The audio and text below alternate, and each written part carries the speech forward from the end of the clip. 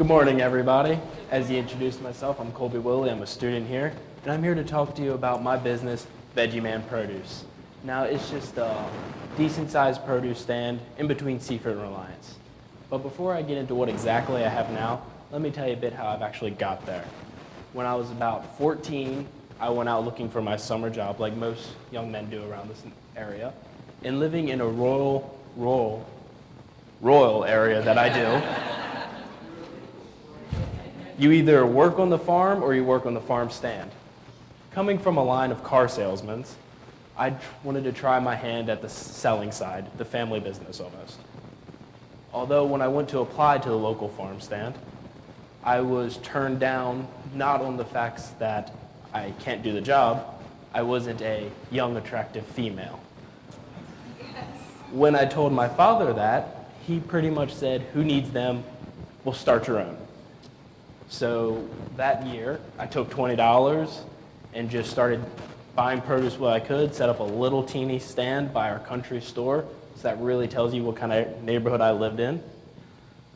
And I just kept working at it and working at it. I'd make like $10, $20 a day to start with. That all took a turn about 3 years ago when my brother purchased a car lot in between Seaford and Reliance.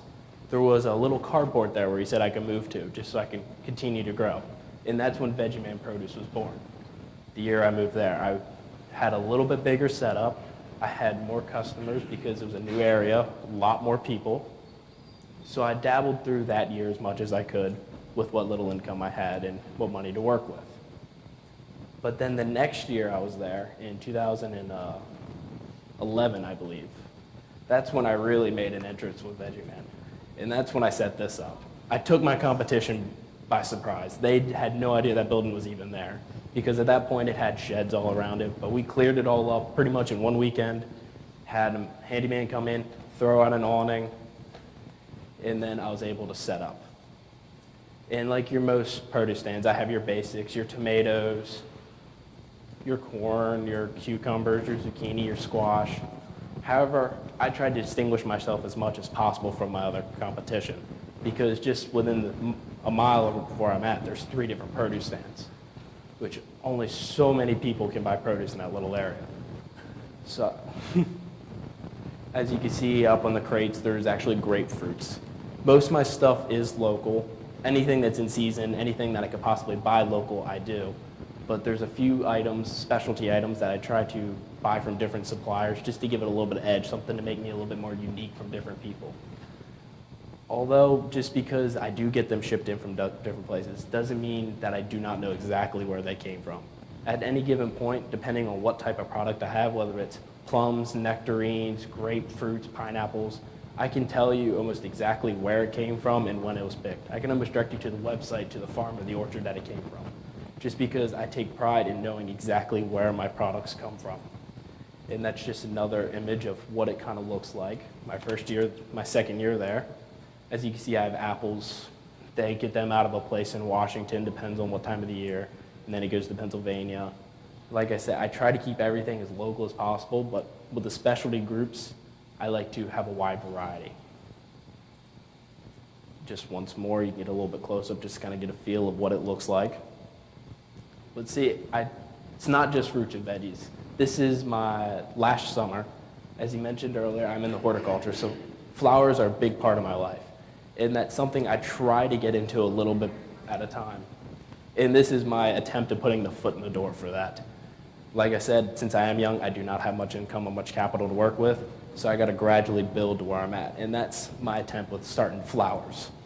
Like you see, I just have basic hanging pots, basic planter pots, just your everyday things that people normally look for in the early summer. But that's just not all that I worked with. The lovely picture of the cows up there is actually a local creamery near where I live. And they do milk, cheese, yogurts, every kind of dairy product they can pretty much make from their organically fed cows. So once again, I'm just trying to get more local items that are unique, that makes me a little bit different. Although last summer I was not able to renew my dealings with them because at this point I couldn't sell as much as I needed to keep up with them. but I hope to get them back either this summer or next summer coming, just to add to it, because the customers that were willing to try it absolutely loved it, and it was fantastic. And also with the local honeys, that's actually Remke Farms, a mother and daughter duo out of Bridgeville. Their stuff's right over from the orchard there, so it's all your peach blossoms, your apple blossoms, so it's sweet, thick honey. Once people tried it, they loved it. But see, I didn't just stop at summer. What made me unique from the other competition was I continued through fall with pumpkins, mums, flowers. And now that image is actually the first time I did fall at my produce stand. Gentleman came up, thought I had a beautiful display, wanted to take a picture of it. I thought nothing different of it until I saw it 2 days later in the Seaford Star on the front page.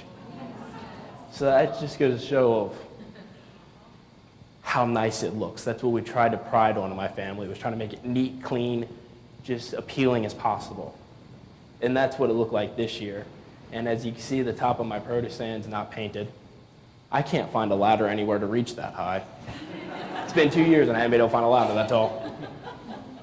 But as you can see, my different types of products, I have the mums, the corn fodder, the pumpkins, and that's all local. I went out and cut the corn fodder from my buddy's farm. The straw came from there as well. The mums came from a place in Dover.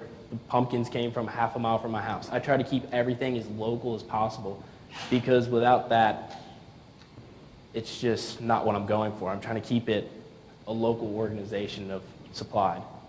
And that just, my mom's right there. That just goes to show that I am growing. My first year I had like 100 mums. This year I had 500. And I sold the majority of them, the ones that weren't beaten up by the weather that year at least. And with that, it comes to an end. Great.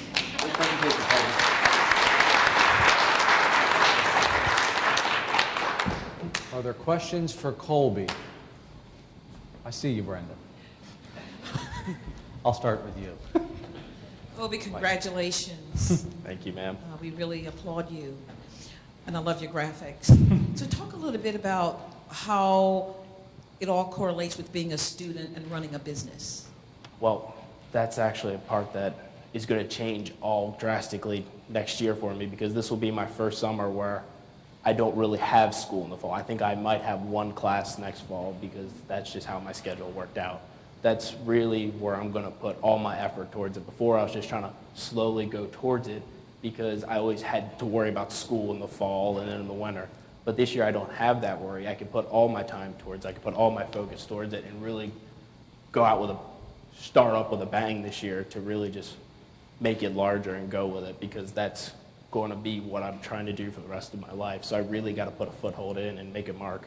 Feel your passion. What's your long-term goal? Long term, to make that one there a good size, have flowers, and then I actually want to try to branch out with smaller produce stands. I did have a second produce stand this last year, although it wasn't an ideal location and it did fail. But I want to try to just grow and work with local farmers markets and get into different towns and just try to creep out and grow as much as I can. And are you recruiting help and staff? I had 2 employees this year, off and on part-time, just because it is one stand. But when I went to farmers markets or I had to go to different produce places, I did have to get people to fill in for me. And like I said, I did have another small produce stand this year, and someone worked full-time at that. But I did have 2 young girls that worked for me this year. Yes, girls. Ironically. Yeah, ironically. Thank you very much. Great presentation, and your organization of product. A customer really appreciates that. Thank you, sir. Also, parking, I would think, is a competitive advantage in your business. How are you doing as far as parking spaces for quick, obviously, pull off and return to the road? Well, parking space I actually have ample amounts of, because like I said, it's on the end of my brother's car lot. So there's an acre of stone lot right there. Now, as far as pull off, now I'm not sure how legal and illegal this might be, but there's probably about a 6-foot section right in front of my produce stand that I try to keep people out of, but they just pull in, holler out to me, I bring it to them, they pull off. Almost like a drive-through. But I'm trying to cut that down a little bit, just because like I said, I'm not sure where the boundary and everything lies. You mentioned that competition can be kind of stiff when you have a relatively small population, and I take it not a lot of heavy traffic going by, and a number of other sites that people can pick. You also mentioned that you know pretty much where every product comes from, where it originates. Well, do you pay as much attention as to where the product goes? Now, what I'm really meaning is, do you take any information about the customers that do visit your site so that you can either put them on the web and give them some information that way, or that you could send them out a reminder or tell them about season changes or something of that nature? If they're so precious, as you just explained, which every customer is precious, regardless, then this might be a way to distinguish yourself from others. Just a thought. And that's a good point to make because, like I said earlier, that this year I'm going to try to go with as much as I can. And I'm trying to set up a social media right now, whether it be Facebook or whatever people use nowadays. And I do use email blasts that I dabbled with a little bit last year that I'm going to try to incorporate more this year to really make my presence known. You could have a sign in for someone to walk in, if they wish to be on your mailing list, whatever, on the email list, whatever, that they can assign themselves. I do not, but that's something I might have to look forward to this year. People aren't concerned about the privacy factor, and they don't want to leak the information. And when you reach them, but sometimes surprised, think about it further. That's true. That's something to take into consideration. I never really thought of it like that. Thank you, sir. Where's your refrigerated section located? You said you had cheeses and It's milk. actually, it's on the inside. I have double door coolers and whatnot on the inside. Did you try marketing that line? I did. I tried very hard, actually, because I was a big supporter of it because I absolutely loved their products. So I had a large refrigeration unit on the inside, and I had a glass door cooler on the outside that I could display some of the products. I kept it in coolers to try to showcase it, but when I would give them the spiel of what makes it different, the milk is pasteurized, which means everything's bad's taken out of it, but it's not homogenized, so it's more takes you back to your classic types of milk. You have to shake it to drink it. And to me, I found that absolutely delicious. But some of the downtown Seaford people, Seafordians, that struck them as a little bit odd. So it was trying to get them to overcome the norm that they're used to of their skim milk or their 1%. So it's just something that I need more time to work with, and I need more people to work with. It's just my little area right now. I'm not sure if I can push it enough to make it a constant product. Just mic feeds into the video. You had mentioned farmers markets. Do you use some of your part-time help to go to the farmers markets to kind of draw people to you? Because that might be a nice place to put the cheese and yogurt product as well, and actually do some taste testing. And again, just another way for you to market yourself. And question 2, have you also thought about making this year-round and getting into Christmas trees? Well, as far as going to the farmers markets, I did that myself because the people I had to work for me, they were young girls, like I said. They didn't know about it as much as I did. They handled the stand operations perfectly, but when you get thrown out and everybody's asking you all different kinds of questions, it's not just 1 or 2 people at a time. You've got 5 or 6 asking. I just felt more comfortable dealing with them myself just because I had experience dealing with that. I didn't want to throw them out there and then get wide-eyed and freeze up. But that is something I did try, except however going to the farmers markets, I ran into the issue of once I put the milk and everything in the cooler and the ice, it would actually rub off all the labels on the front. So it made it almost didn't look that presentable because it looked, I don't want to say bad time I got there, but the perfect bottle presentation was almost diminished because the ice would beat up against it. So I stopped doing it because it didn't look quite right and I needed to figure out a way to go about that. And to your second part, I did actually try Christmas trees and wreaths. It was all handmade wreaths from a little old lady down where I live. They were absolutely beautiful, holly woven in between. I had fresh cut trees that I got from a local tree farmer. although it failed miserably. I barely got out of it, and I had to wholesale everything out. It was just, I think it was due to the fact that since I did not have much capital to start up into it, I had maybe 30 trees and 50 wreaths. That just wasn't quite enough to draw people to come get a fresh cut tree. I had different types, but it wasn't as big as a variety as I think I need to actually get into that. But that is something that I would like to do, but I'm just not sure if it's practical for my exact location. Are there other questions? I'm wondering, like, you say you get your produce and all from from farmers. Do you have some kind of an agreement worked out with them? I mean, how do you decide, like, what your markup is going to be in order for you to make money? Will they say, okay, if you buy so much from me, we'll give you a discount if we can be guaranteed that you're always going to, be there to buy this every season, or what? How do you determine your pricing? Well, unfortunately, being in this type of market, there is no guarantee with it. Even the largest farmers I deal with that till thousands of acres and have hundreds of acres of corn that I buy from, they'll go through snaps where there'll be not quite pollination that they needed, and the corn will be a little bit disformed. And you can't tell that till you open it. It's just, with this particular product, there's no guarantees on whether I can get it. So the prices always vary on my side, but I always try to set a constant for the customers, because no one likes to go to a different place that fluctuate prices all the time. I'd rather take a hit of a quarter than change it 25 cents every week or so.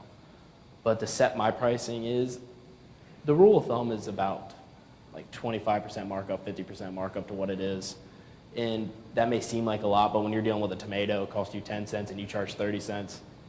People don't complain that much. But other than that, I literally travel to all the other produce stands around me, because I grew up not far from 404. So there's main produce stands through there, and I go to a bunch of other ones, and the ones I even deal with and buy from, and try to keep their prices in mind, and I try to keep everything about even with everybody else, just to double check where I'm at. Another question? One more. You could maybe, because you've got, the seasonal fruits and that type of thing, have you ever thought about partnering with somebody that bakes? Maybe they could use, your fresh fruits or whatever, like for pies. Or, people love that. If you come into a farmer's stand and you see pies and things that have been made with local, sticky buns, whatever. Have you ever thought about that? I have. I've tried to get in with restaurants. There's just a lot of legal loopholes and jumps you got to make to get into certain spots. Depends on how health code is. But are many of you guys familiar with Seaford much? Pizza King there. I actually sold them corn all one summer. So Pizza King used my corn for, I believe the summer of 2011. And I tried to renew that last year, but someone else underbid me. Unfortunately, that's how it works. What's the most valuable lesson you've learned so far?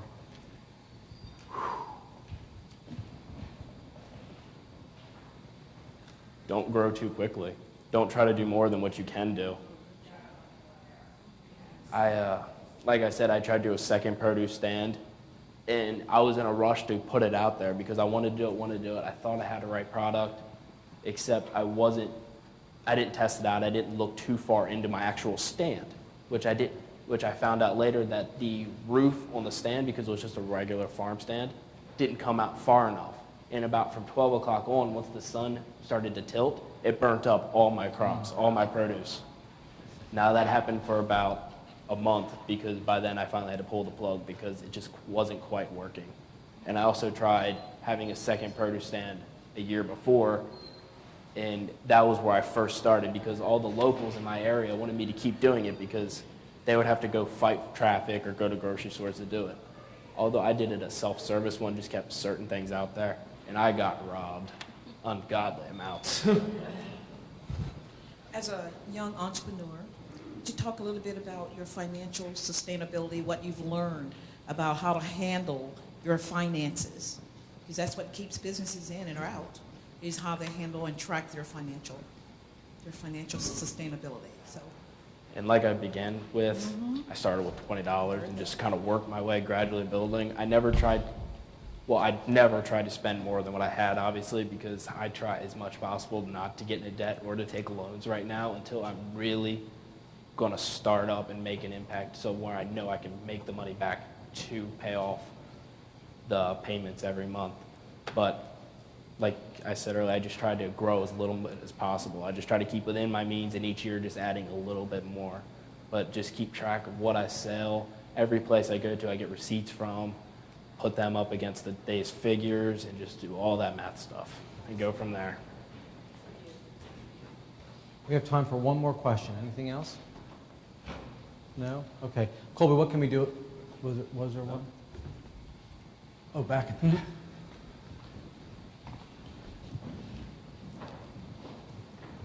Thank you. It's been very interesting learning about your business. I think you might be onto something, though. Did I understand you to say that you would grab the produce and run it out to the car when they whipped in and they whipped out? Did you Yes, think ma'am. about drive-through service? I did think about it, but like I said, see, the laws and everything are just kind of fickle to deal with. I need to know a lot more before I actually start something, because with DelDOT, you gotta just adhere to so many different organizations on the different laws, and something like that is going to be, it would be very nice, but it'll be, I believe, difficult to start into on the legal aspect of it. But yes, especially when it was raining, people love to holler out their orders for me to run to them. What can we do as a community to support you and help you grow? Eat healthy and buy produce. Because even if you're not directly buying from me, the odds are you're buying from a buyer from one of my suppliers, so even keeping them alive. I would prefer you buy from me. I understand that it's not practical in some cases. Some of you may live here in Georgetown, where I'm in Seaford. Just eat healthy, eat local, support what we can.